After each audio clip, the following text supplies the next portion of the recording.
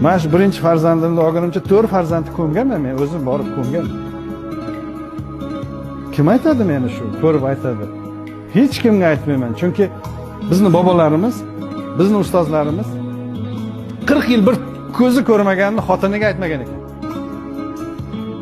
Hozir bir joyingizda agar bir narsa bo'lsa, o'sha men aytgan qo'shtirnoq ichidagi erkaklar yeb qo'yadi xotinni.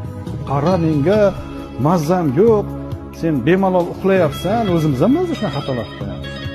O'ylab ko'ring, bir ko'z ko'rmaydi.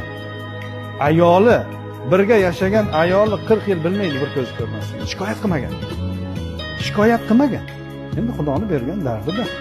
Xotinimga aytganim bilan u meni ko'zimni qo'yib qo'yarmidi degandir. Shunday bir sabrli millatli biz avlodlarimizda.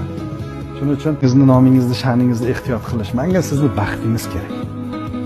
Dunyoni beshigini tebratadigan odamlarning onasi bo'ling siz. Oilani saqlash uchun harakat qilmasangiz, bu sizning yo'qotishingiz bo'ladi. Oila muqaddas institut.